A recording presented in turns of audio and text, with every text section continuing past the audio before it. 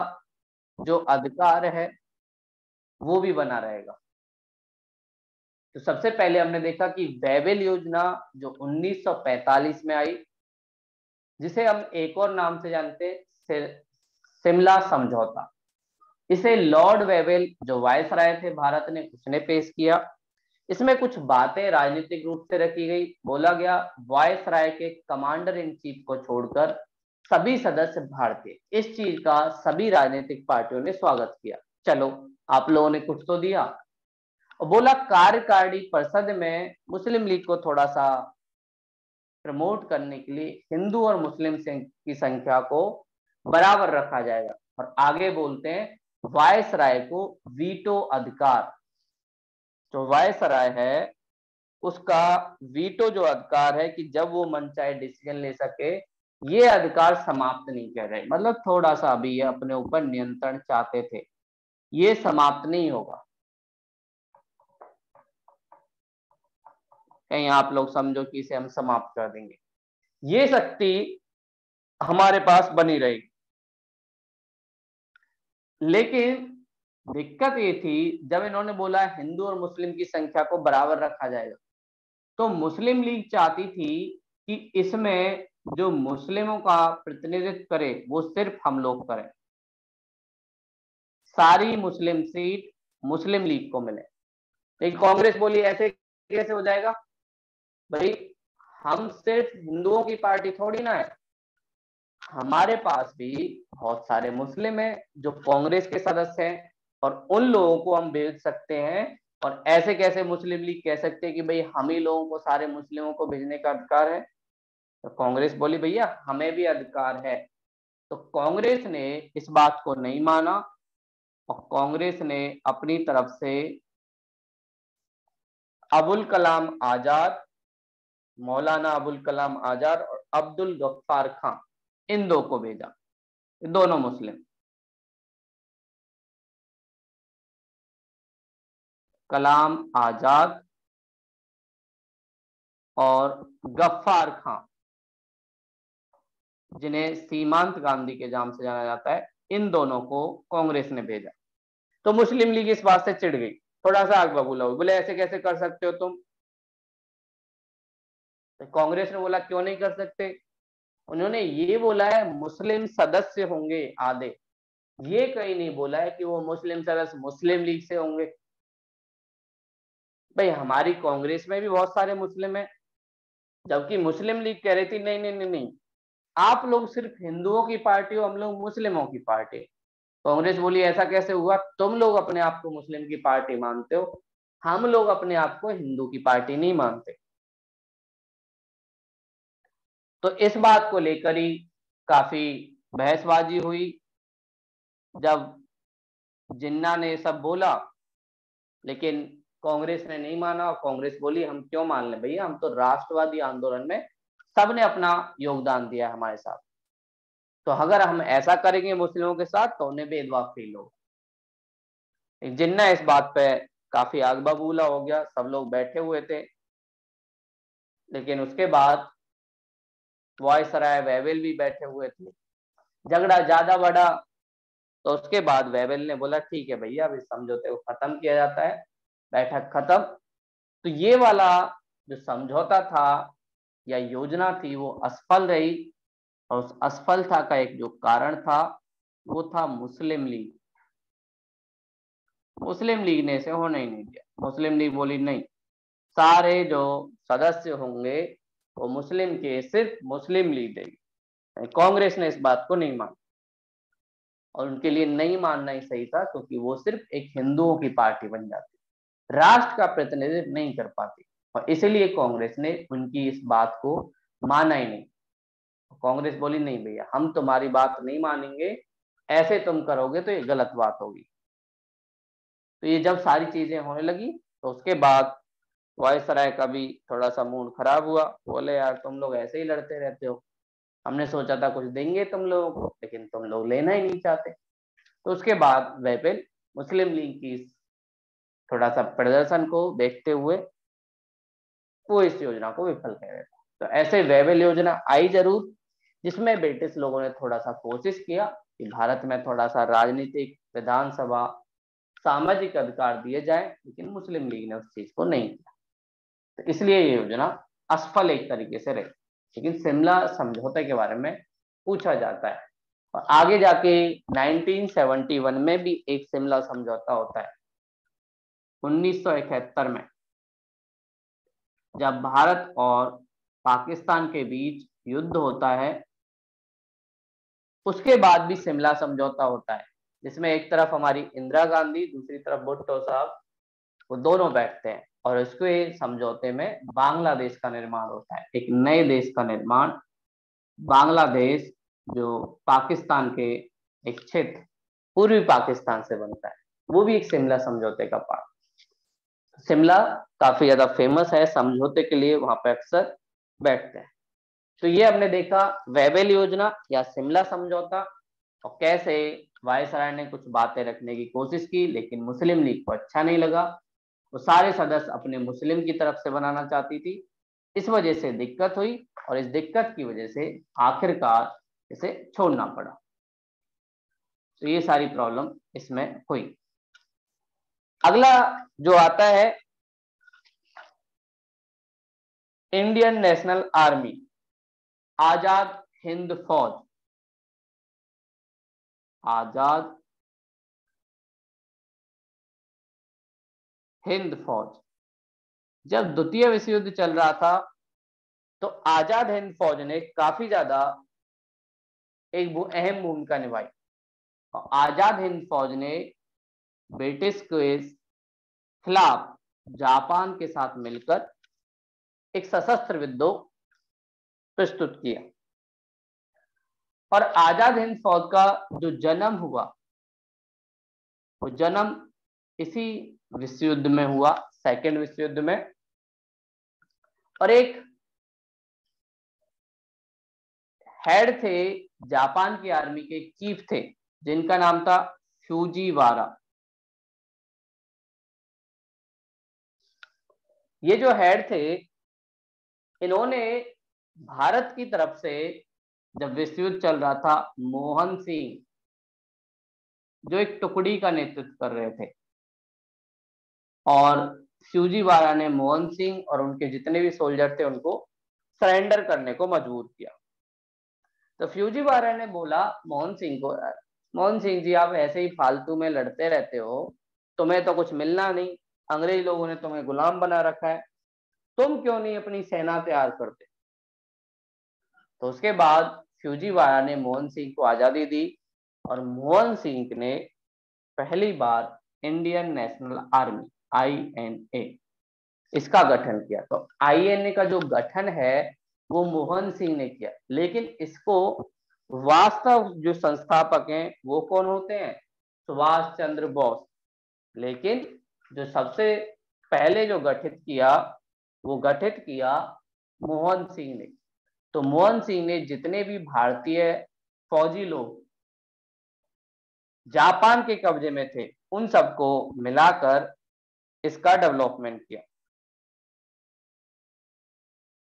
और पहले इसका जो निर्माण था वो बैंकॉक, जो थाईलैंड की राजधानी, वहां पे हुआ 1942 में। और इसे पहले बोला जाता था इंडियन लीग, इंडियन लीग के नाम से इसे जाना गया शुरुआत में। फिर बाद में इसके अध्यक्ष रास बिहारी बोस बने। रास बिहारी बोस, लगता है सुभाष चंद्र बोस जी के परिवार से होंगे। तो ये इसके अध्यक्ष बने मोहन सिंह के बाद। और जब त्रिपुरी अधिवेशन के बाद 1939 में त्रिपुरी अधिवेशन जब हुआ, और उसके बाद कांग्रेस से इस्तीफा जब सुभाष चंद्र बोस जी दे देते हैं, तो वो सशस्त्र तरीके से ब्रिटिश को हराने के लिए सेना बनाना चाहते हैं। तो हमने देखा था पहले गए थे सुभाष चंद्र बोस हिटलर के पास, हिटलर के पास गए तो हिटलर ने एक शर्त रख दी, देखो हम लोग आपको दे देंगे, लेकिन आप लोग अपनी आजादी के लड़ो, इससे पहले आपको हमारी सेना के साथ लड़ना पड़ेगा। तो इस बात से सुभाष चंद्र बोस जी को समझ आ गया ये नहीं ऐसे करेगा, तो हमें चलना चाहिए। फिर उसके बाद सुभाष चंद्र बोस जी को रास बिहारी बोस बोलते, अरे इधर आ जाओ, कहाँ फंसे पड़े। तो उसके बाद सुभाष चंद्र बोस इधर पहुंचते हैं बैंकॉक में, और फिर उसके बाद दूसरे चरण की शुरुआत होती है। दूसरे चरण की शुरुआत आजाद हिंद फौज में, और इसको लीड करते हैं सुभाष चंद्र बोस। तो सुभाष चंद्र बोस अब इसके हीरो बन गए हैं, एक नेता बन गए। और सुभाष चंद्र बोस जी ने सिंगापुर में एक हेडक्वार्टर बनाया, मुख्यालय बनाया आजाद हिंद फौज का। और इन्होंने यहीं से एक नारा दिया, दिल्ली चलो। और इनमें जोश भरने के लिए एफएम पर एक स्पीच दी अपने राष्ट्र के लोगों को। और यहीं पर सुभाष चंद्र बोस जी ने कहा, तुम मुझे खून दो, मैं तुम्हें आजादी दूंगा।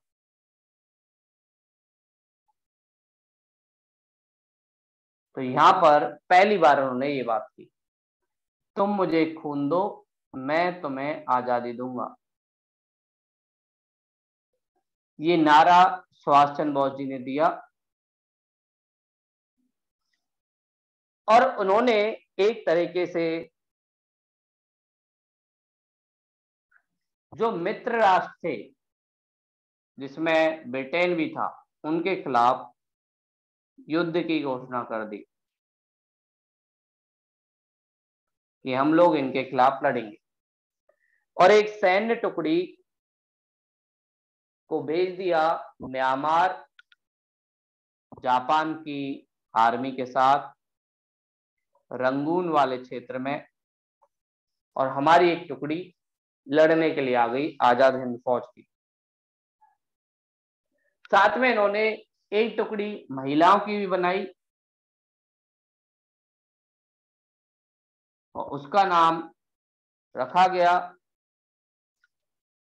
रानी झांसी ब्रिगेड। रानी झांसी ब्रिगेड। तो झांसी की रानी के नाम पे इसका नाम रखा गया। तो महिलाओं की भागीदारी भी हमें दिखाई देती है। और फिर ये राष्ट्र के नाम एफएम पर एक संबोधन भी करते हैं।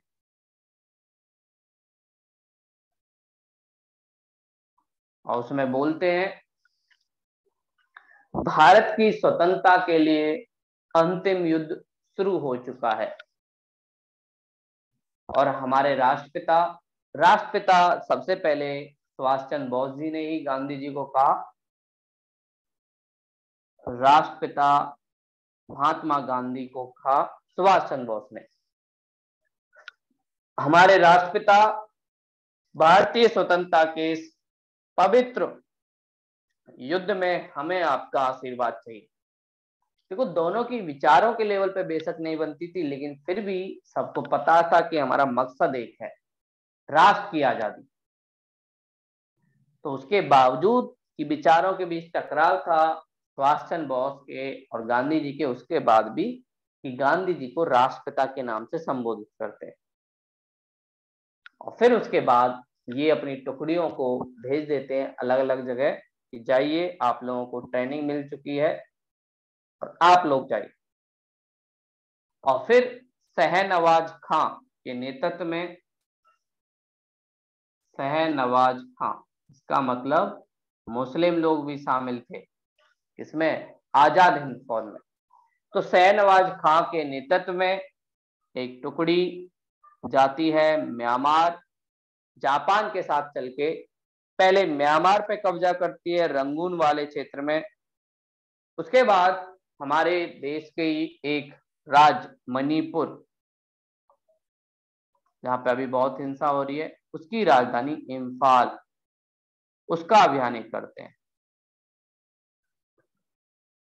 और इस अभियान में काफी ज्यादा जुझारू तरीके से अपनी ताकत के साथ ये लड़ते, लेकिन इसी बीच अमेरिका जापान पर न्यूक्लियर बम गिरा देता है, और जैसे ही न्यूक्लियर बम गिरता है तो जापान हार जाता है, सरेंडर कर देता है।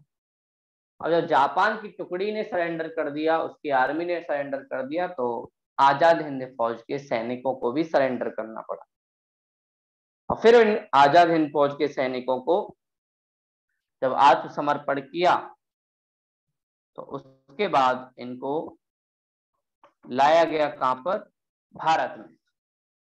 और इनके ऊपर एक मुकदमा चला जिसे हम कहते हैं लाल किला मुकदमा। तो आजाद हिंद फौज, जिसने कई क्षेत्रों को अपने नियंत्रण में भी किया, जैसे इन्होंने अंडमान निकोबार, जो हमारा एक आइलैंड है बंगाल की खाड़ी में, उस पर भी नियंत्रण किया, लेकिन अंत में ब्रिटिश लोग इनको पकड़ लेते हैं। और इसी के लेके ब्रिटिश लोग इनके ऊपर लाल किले में एक मुकदमा चलाते हैं। और लाल किले में जो मुकदमा चलता है 1945 में, इसमें सभी भारतीय लोग मिलके इन गुमराह देशभक्तों को अपनी तरफ से बचाने की कोशिश करेंगे, और सारे राजनीतिक दल बोलेंगे कि भाई इनको रिहा किया जाए। दूसरी तरफ ब्रिटिश इनको सजा देना चाहते हैं, और सजा देने का कारण वो बोलते हैं कि इन्होंने देश के खिलाफ विद्रोह किया है, और देश के खिलाफ इन्होंने जो विद्रोह किया है उसको जवाब देने के लिए हम लोगों को इनको सजा देना जरूरी है। तो लाल किला में, जो दिल्ली में है, वहां पर इनको लाया गया। इनके खिलाफ जो जो चीजें थी कि भाई इन्होंने विद्रोह किया है देश के खिलाफ, इसलिए इनको फांसी की सजा देनी चाहिए, ये सारी बात इन्होंने की। और इसमें शहनवाज खां जो नेतृत्व कर रहे थे वो थे। इनके साथ साथ इनके नीचे भी कुछ फौजी लोग थे, जिनमें प्रेम कुमार सहगल,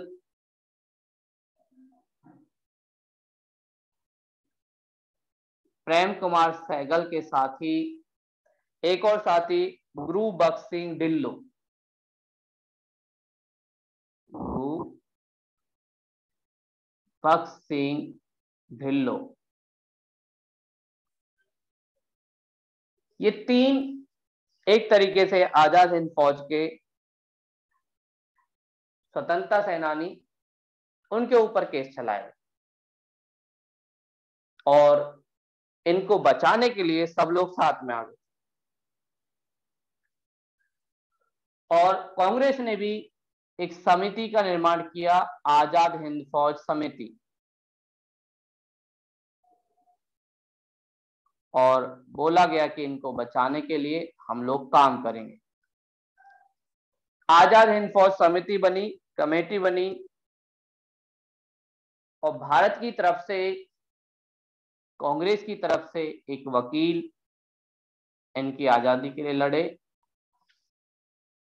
जिनका नाम था भूला भाई देसाई। भूला भाई देसाई, इनको एक तरह से नेतृत्व दिया गया कि आपको इनको बचाना है।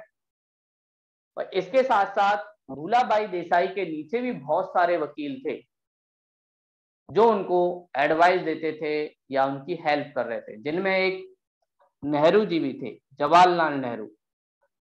और जवाहरलाल नेहरू के बारे में बोला जाता है 25 वर्ष बाद उन्होंने यहाँ पर काली कोट पहनी। 25 साल हो गए थे, उन्होंने अपनी काली कोट नहीं पहनी थी। वैसे वो भी वकील थे, पढ़े लिखे थे, सब थे, लेकिन जरूरत नहीं पड़ी, लेकिन इस बार पहनी। और लाल किले मुकदमे में सभी लोगों ने, कांग्रेस के अलावा मुस्लिम लीग,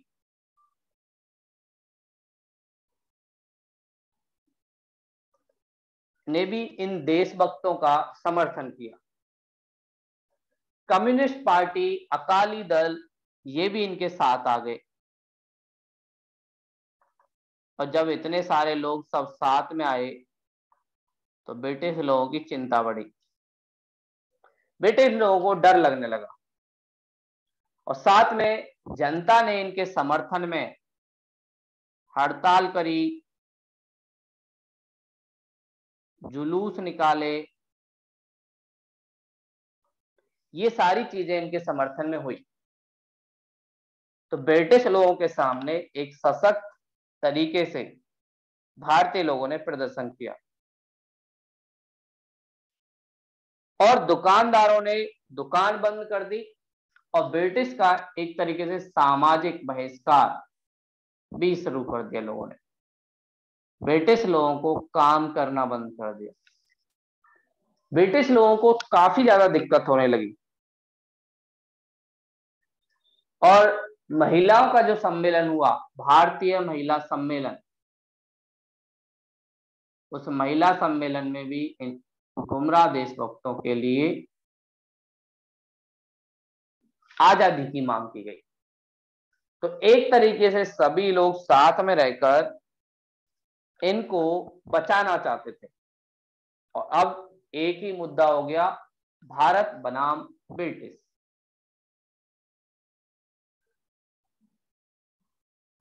इस मुद्दे को लेके सब लोग साथ में हो गए।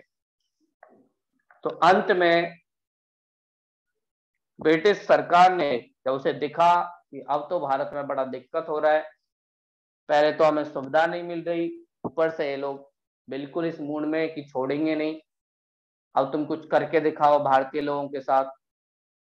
तो ब्रिटिश लोगों को इस बात से बहुत ज्यादा दिक्कत हुई। तो ब्रिटिश लोगों को लगा ऐसे तो काम नहीं चलेगा, ये तो लग रहा है हम लोग ही फंस गए। इस बात को देखते हुए फिर ब्रिटिश ने बोला केवल उन्हीं लोगों पर मुकदमा चलाया जाएगा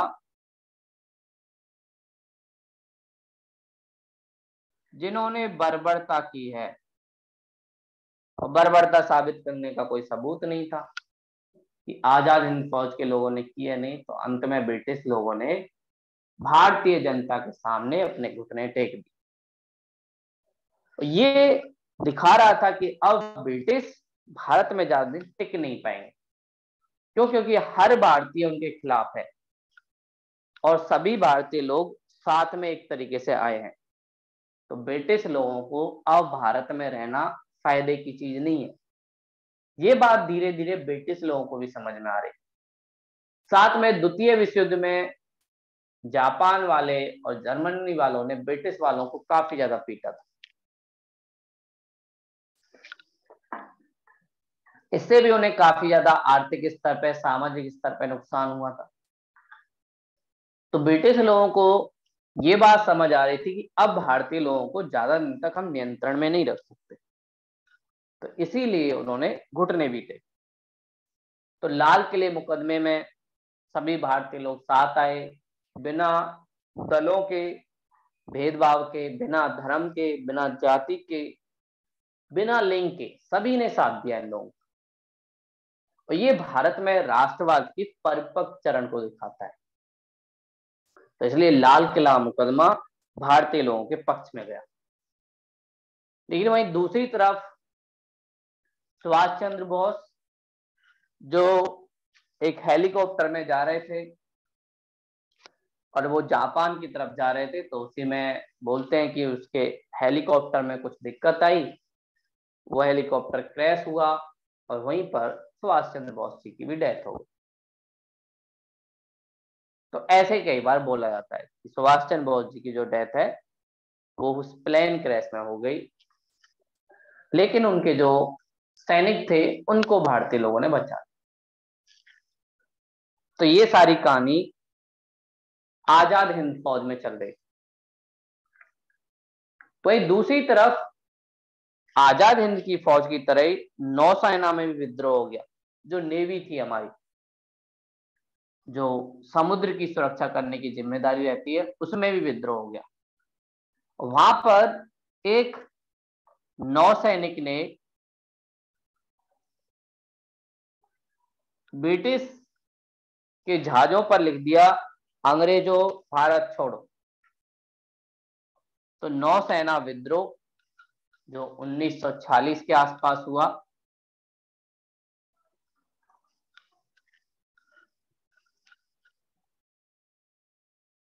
नौसेना विद्रोह 1946, और इस विद्रोह का शुरुआत हुआ जब एक भारतीय नौसैनिक ने बॉम्बे बंदरगाह महाराष्ट्र में ब्रिटिश का एक जहाज खड़ा था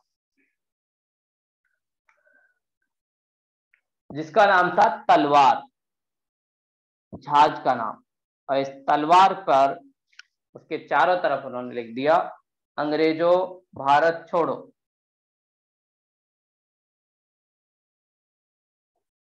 अंग्रेजों भारत छोड़ो। तो ब्रिटिश लोगों को ये अच्छा नहीं लगा, भाई ये क्या कर रहे हैं। और ये जिसने लिखा था उनका नाम था बीसी दत्त।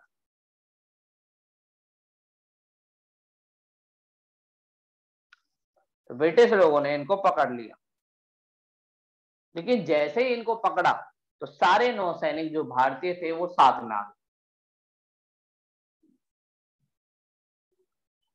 और उन्होंने रिहाई की मांग कर दी बीसी दत्त की, कि बीसी दत्त को छोड़ा जाए, और अगर आप लोग बीसी दत्त को नहीं छोड़ेंगे तब तक हम आपके खिलाफ विद्रोह करते रहेंगे। और धीरे धीरे ये विद्रोह बॉम्बे से बंगाल, बंगाल से मद्रास, मद्रास से अन्य जो ब्रिटिश की नौसेनाएं थी जिसमें भारतीय लोग शामिल थे वहां पर पहुंच गया। और भारतीय सैनिकों ने ब्रिटिश की जो आदेश दिए उनको मानने से इनकार कर दिया। बोला हम आपका कोई आदेश नहीं मानेंगे जब तक कि आप बीसी दत्त को बाहर नहीं निकाल देते। और ये विद्रोह हमें याद दिलाता है 2857 के विद्रोह की, जहां पर भी भारतीय सैनिकों ने राष्ट्रीय आंदोलन के लिए अपना खून बहाया। उसी तरह इन्होंने एक तरीके से किया और इन सब ने मिला के एक हड़ताल समिति का निर्माण किया, केंद्रीय नौसेना हड़ताल समिति।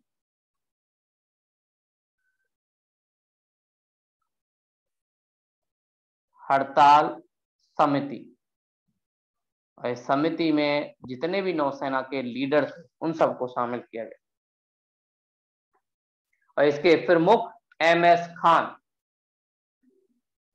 इस समिति के प्रमुख एमएस खान जी बने। एमएस खान ने ब्रिटिश के खिलाफ विद्रोह करने की बात की। और सबसे अच्छी बात यह थी कि विद्रोही ने अपने जहाजों पर कांग्रेस, मुस्लिम लीग, साथ में कम्युनिस्ट पार्टी, इन सब के झंडे लगाए।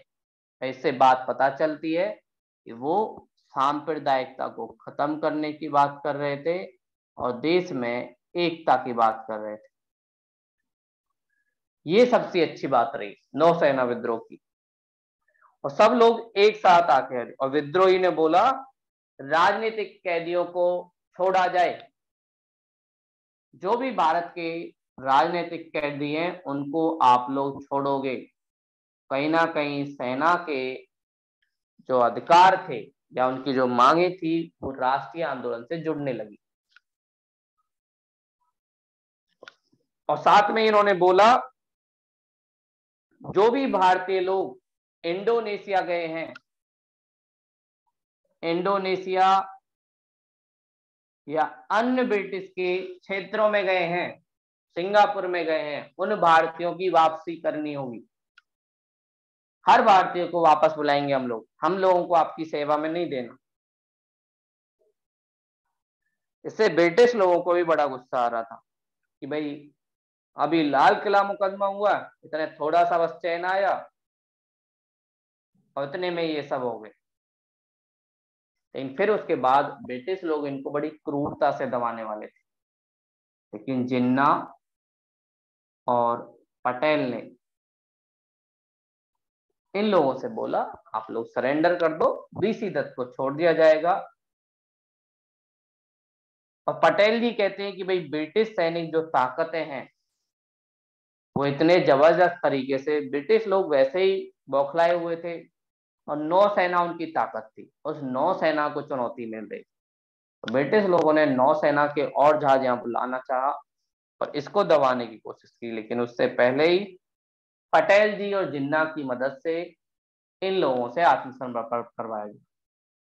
तो इसका कारण ये था ब्रिटिश लोग इन लोगों को ज्यादा नुकसान ना पहुंचाए, तो इन लोगों ने आत्मसमर्पण कर दिया। लेकिन इन लोगों ने कहीं ना कहीं एकता के साथ मिलकर भारत में जनमानस को अपने साथ कर लिया और इन्होंने बोला हमारी हड़ताल हमारे राष्ट्र के जीवन की ऐतिहासिक घटना रही है। पहली बार सेना और नागरिकों का खून एक साथ बहेगा और हम लोग तैयार हैं ब्रिटिश के खिलाफ एक साथ लड़ने के लिए। हमारी भारतीय जनता जिंदाबाद जिंदाबाद जिंदाबाद, ये सारे नारे ये लोग देते हैं। ब्रिटिश लोगों को बड़ा डर लगता है कि भाई अब तो ज्यादा हालत खराब हुई, बड़ी मुश्किल से द्वितीय विश्व युद्ध से लड़के आए और अब भारतीय लोग एक के बाद एक ये सारी चीजें करते हैं। तो नौसेना विद्रोह ने भी ब्रिटिश लोगों को एक तरीके से भारत में दिखा दिया और ब्रिटिश लोग अब समझ गए कि जिनकी वजह से हम लोग भारत पर नियंत्रण किए थे अपनी सेना के दम पर, अपने पुलिस प्रशासन के दम पर, अपनी सिविल सेवा के दम पर, उसमें ज्यादातर बहुमत में तो बहुसंख्यक तो भारतीय हैं और अगर ये भारतीय लोग ही हमारे खिलाफ हो जाएंगे तो हम लोग कैसे एक तरीके से भारत पर नियंत्रण रख पाएंगे। ये इनके सामने सबसे बड़ी प्रॉब्लम है और इसी समस्या का समाधान निकालने के लिए अब इन्हें लगा भारत को आजाद कर देना चाहिए।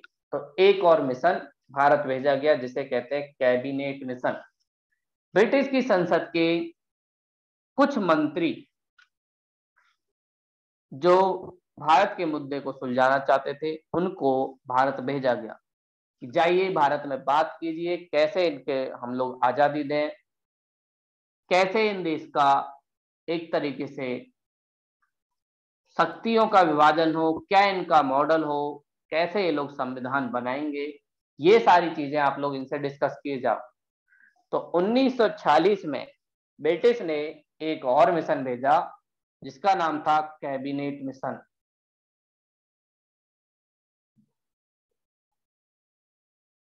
और कैबिनेट मिशन भारतीयों के लिए एक तरीके से था, अब ब्रिटिश लोगों को लग गया था भारत में टिकना कोई फायदे की चीज नहीं। और सेकेंड विश्व युद्ध के बाद ब्रिटिश की हालत आर्थिक रूप से वैसे ही कमजोर हो गई थी और भारत से लाभ कम और कानून व्यवस्था को रोकने के लिए दिक्कत ज्यादा हुई, ऊपर से ब्रिटिश सैनिक भी बहुत थक गए थे। तो इसलिए उनकी अब उपनिवेश पर पकड़ बनाना आसान नहीं था, वो धीरे धीरे उपनिवेशों को छोड़ना चाह रहे। और फिर 1945 में ब्रिटेन में चुनाव हुए और वहां पर जनता ने जो ब्रिटेन की थी, जो पार्टी सत्ता में थी उसको हरा दिया और इस बार लेबर पार्टी जो मजदूरों की पार्टी थी वो जीत के आई और इसके जो अध्यक्ष बने वो बने एटली। एटली साहब इसके अध्यक्ष बने और ये पीएम भी बने कहाँ के, ब्रिटेन के। तो इन्होंने बोला कि वह भारतीय संवैधानिक समस्याओं का जितनी जल्दी हो सके उतनी जल्दी समाधान करना चाहते हैं। तो एटली जी ने घोषणा की, हम भारतीय समस्याओं का शीघ्र समाधान करेंगे। तो ये अपने आते ही ये चीज जान गए, क्योंकि ब्रिटेन में विरोध हो रहा था चर्चिल का कि तुमने भारतीय समस्याओं का समाधान नहीं किया है, उस वजह से काफी दिक्कत भी हम लोगों को हो रही है। तो जितनी जल्दी हो सके भारत की समस्या का समाधान किया जाए। और इटली की ये बात लोगों को बहुत अच्छी लगी। और इटली आगे बोलते हैं, देखो अल्पसंख्यक लोगों की, एक तरीके से मुस्लिम लीग के बारे में बोल रहा है, अल्पसंख्यक लोगों की मांगे जायज हैं। मुस्लिम लीग बोल रही थी भारत का विभाजन हो और पाकिस्तान बनाया जाए। इन इटली साहब बोल रहे थे, देखो माना कि आपकी बातें जायज है, लेकिन आपकी बातों को बहुसंख्यक लोगों को नुकसान पहुंचा के नहीं माना जा सकता। कहने का मतलब ये लोग डिवीजन नहीं करना चाह रहे। बोले अल्पसंख्यक लोग हैं आप लोग, मानते हैं हम आपकी बातें हैं कुछ, लेकिन इसका मतलब ये नहीं कि भारत का विभाजन कर दिया जाए या बहुसंख्यक लोगों की बात को ना माना जाए। और ये एक तरीके से परिवर्तन दिखाता है नीतियों में। वही ब्रिटिश जो चाहते थे भारतीय लोगों में फूट पड़े, अब नहीं चाहते थे। उसका कारण क्या था? क्योंकि उन्हें ये डर था अगर भारत का विभाजन होगा तो कुछ दिक्कत होगी और हमें सेना भेजनी पड़ेगी, साथ में पुलिस प्रशासन भेजना पड़ेगा, हमारे सैनिक वैसे ही थके हुए हैं, कौन आ रहा है, और आर्थिक खर्च पड़ेगा अलग। इसलिए उन्होंने मुस्लिम लीग की बात को नहीं माना, पाकिस्तान की मांग को भी नहीं माना। इस चीज से मुस्लिम लीग काफी नाराज थी। बोले इटली साहब आपने हमारी बात नहीं मानी, ये गलत किया है। फिर इन्होंने 19 फरवरी 1946 को अपनी एक बैठक बुलाई और उसमें गठन किया गया कैबिनेट मिशन का। पैथिक लॉरेंस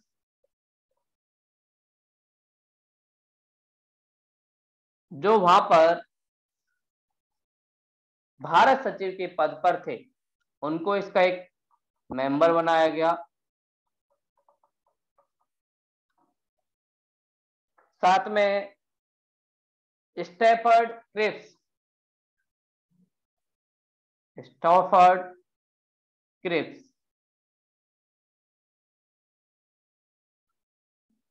जो ब्रिटेन में व्यापार बोर्ड के अध्यक्ष थे, ट्रेड बोर्ड के अध्यक्ष थे, उनको भी अध्यक्ष एक मेंबर बनाया गया। बोले आप भी आओ। और साथ में एबी अलेक्जेंडर जो उनकी नौसेना के हेड थे, एबी अलेक्जेंडर, इनको भी इसमें भेजा गया, नौसेना के प्रमुख।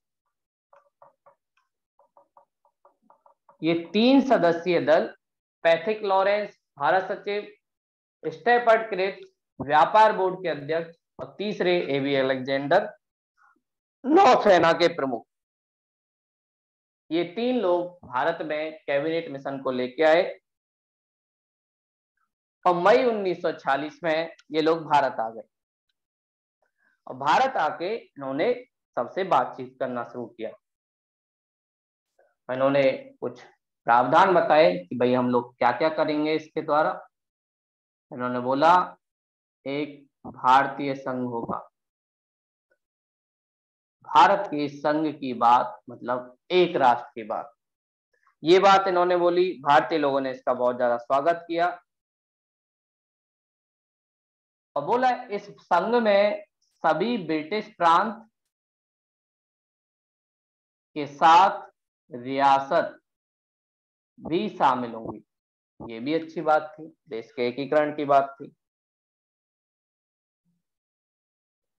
और बोला संघ को कुछ सब्जेक्टों पर ज्यादा काम लिया, जैसे रक्षा, सेना, संचार, इन सब चीजों पे नियंत्रण जो होगा वो संघ का होगा, लेकिन बाकी के अधिकार प्रांतों को दिए जाएंगे। ये बात मुस्लिम लीगों के अकॉर्डिंग थी। लेकिन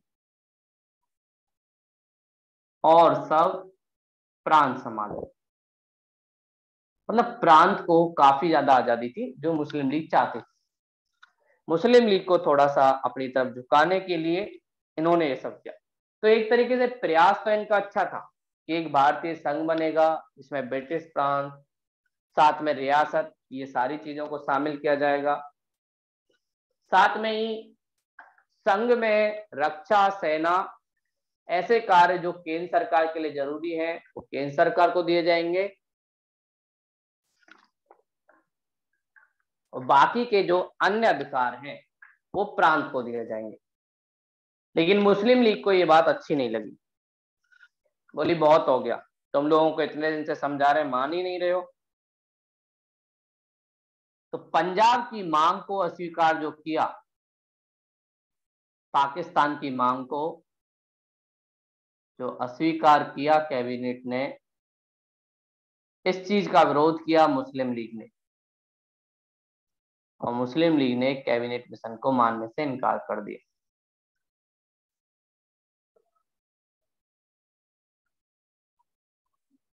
वहीं दूसरी तरफ कैबिनेट मिशन बोल रहा था, देखो भारत में मुस्लिम एक जगह नहीं है, अलग अलग प्रांतों में बटे हुए हैं, और उनको एक राष्ट्र के रूप में बनाना बहुत मुश्किल है। कुछ मुस्लिम उत्तर प्रदेश में रहते हैं, कुछ बंगाल में रहते हैं, कुछ दक्षिण भारत में रहते हैं, और बीच बीच में रहते हैं। तो बताओ कैसे आप लोगों को राष्ट्र बनाए। इसलिए कैबिनेट मिशन ने मुस्लिम लीग को बात को नहीं माना। दूसरा उन्होंने बोला कि भाई समस्याएं भी तो बहुत होंगी ना, नई समस्या, जब हम विभाजन करेंगे तो सिविल वॉर हो सकता है, सिविल युद्ध,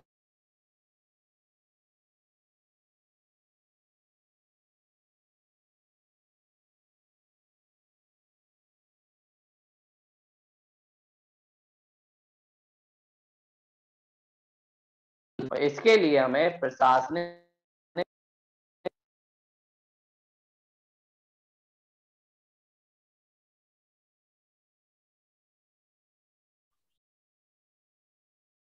दूसरा उन्होंने बोला, अगर हम लोग मान भी लें तुम्हारी बात कि हाँ भाई तुम लोग ये सारी चीजें करोगे, तो समस्या ये है कि पूर्वी और पश्चिमी पाकिस्तान के बीच, मान लीजिए एक तरफ हमने बंगाल का डिवीजन किया जो पूर्व वाले हिस्से में पड़ता है, दूसरी तरफ पंजाब का डिवीजन किया, लेकिन संचार की समस्या भी तो आएगी ना दोनों पाकिस्तानों के बीच, एक तरफ पश्चिमी पाकिस्तान, दूसरी तरफ पूर्वी पाकिस्तान। इस संचार समस्या से भी कहीं ना कहीं पाकिस्तान एक रह ही नहीं पाएगा। ये बात भी इन्होंने की, और इन्होंने सारे प्रांतों को 3 भागों में विभाजित कर दिया। बोले देखो भारत में जो प्रांत हैं वो कई स्तर पे हमें दिखाई देते हैं। कुछ ऐसे प्रांत हैं जिसमें हिंदू बहुसंख्यक हैं, कुछ ऐसे प्रांत हैं जिसमें मुस्लिम बहुसंख्यक हैं, और कुछ ऐसे प्रांत हैं जिसमें मिक्स है, कोई भी बहुसंख्यक नहीं। तो ऐसे इन्होंने प्रांतों का विभाजन कर दिया। पहले बोला प्रांत का वाले प्रांत में ऐसे लोग जहां पे हिंदू बहुसंख्यक है, बॉम्बे जिसमें महाराष्ट्र, गुजरात ये सब आता था, मद्रास, तमिलनाडु वाला क्षेत्र, कुछ कर्नाटक, कुछ आंध्र प्रदेश, संयुक्त प्रांत उत्तर प्रदेश, साथ में मध्य प्रदेश, उड़ीसा, और इसके अलावा बिहार। ये का वाले समूह है जहां हिंदू बहुसंख्यक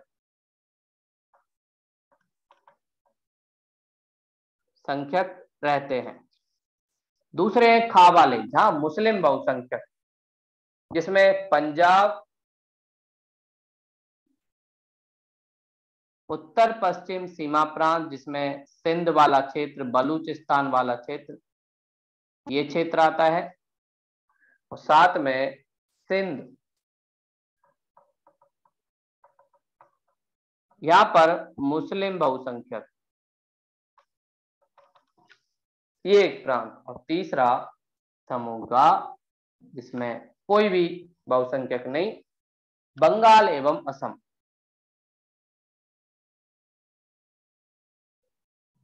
ऐसे कैबिनेट ने दो इनको बोला मुस्लिम लीग को, देखो भैया तुम्हारे जो क्षेत्र हैं, तुम भी कई जगह अपनी सरकार बना सकते हो, मुस्लिम बहुसंख्यक है, अगर तुम में दम है तो सारे मुस्लिमों का सपोर्ट लो और सरकार बनाओ, कौन रोक रहा है तुम्हें?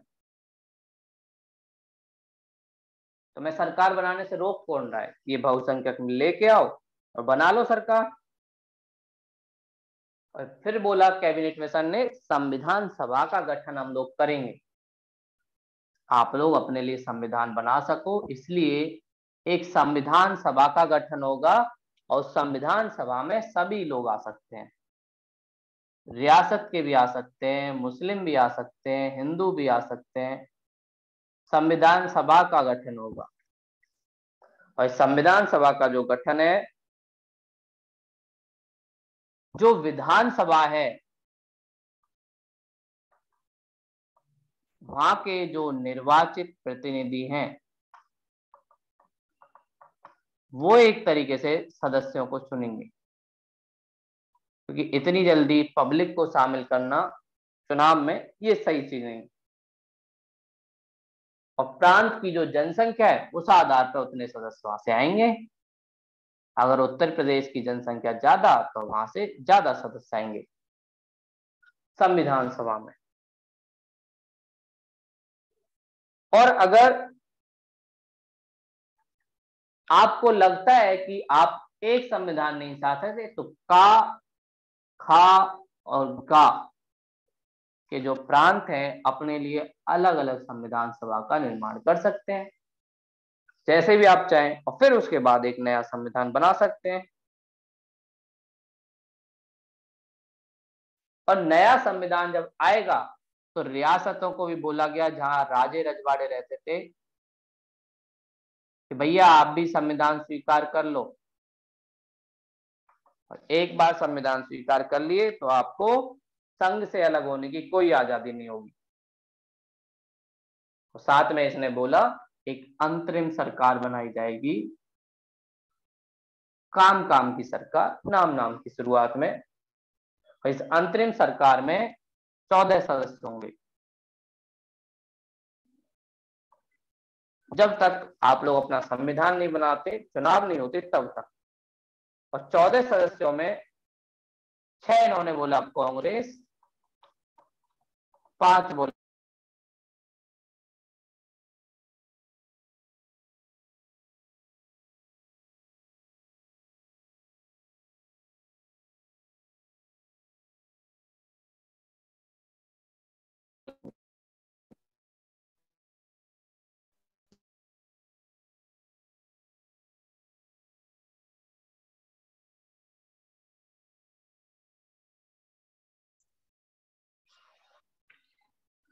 तो इस तरीके से ब्रिटिश लोगों ने अंतरिम सरकार बनाने की बात की कैबिनेट मिशन के द्वारा। अब हम बात करें मूल्यांकन की कि कैबिनेट मिशन कैसा था, तो एक तरीके से देखा जाए तो कैबिनेट मिशन अच्छा था, जिसने राष्ट्र के विभाजन को नहीं, संघ की बात की, एकीकरण की बात की, और इसने सबको साथ लाने की बात की, इसलिए एक अच्छा था। लेकिन बुरा इस सेंस में था कि सबको अलग अलग तरीके से संविधान बनाने की आजादी दी और प्रांत को ज्यादा मजबूत बनाया, संघ को थोड़ा कम मजबूत बनाया, जो पाकिस्तान की मांग के काफी करीब था। ये इसमें कुछ कमियां थी। और दूसरा, रियासत के मुद्दे को इतने सही से नहीं सुलझाया। बोला अगर आप लोग संघ के साथ जुड़ोगे तो जुड़े रहोगे, नहीं जुड़ोगे तो नहीं, अपना अलग संविधान भी बना सकते हो, ये आपके ऊपर है।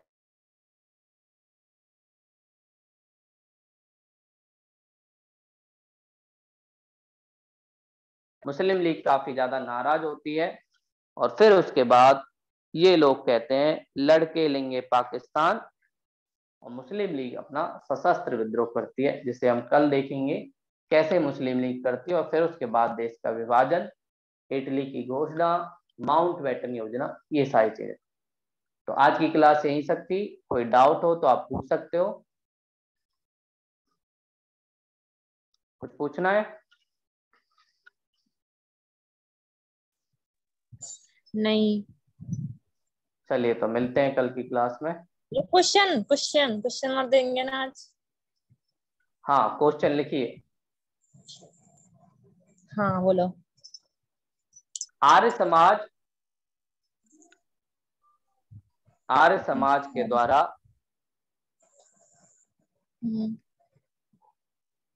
वेदों की आधुनिक व्याख्या का,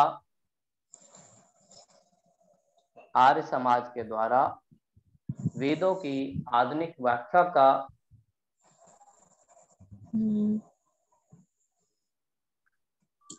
आलोचनात्मक वर्णन करें।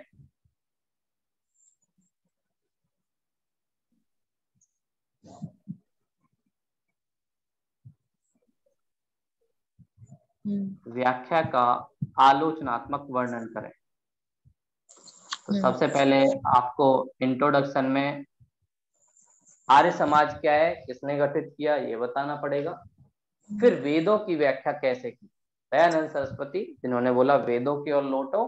क्यों? क्योंकि वेदों में ना सती प्रथा थी, ना महिलाओं के साथ इतना भेदभाव किया जाता था, तो इसलिए हमें वेदों की तरफ जाना चाहिए।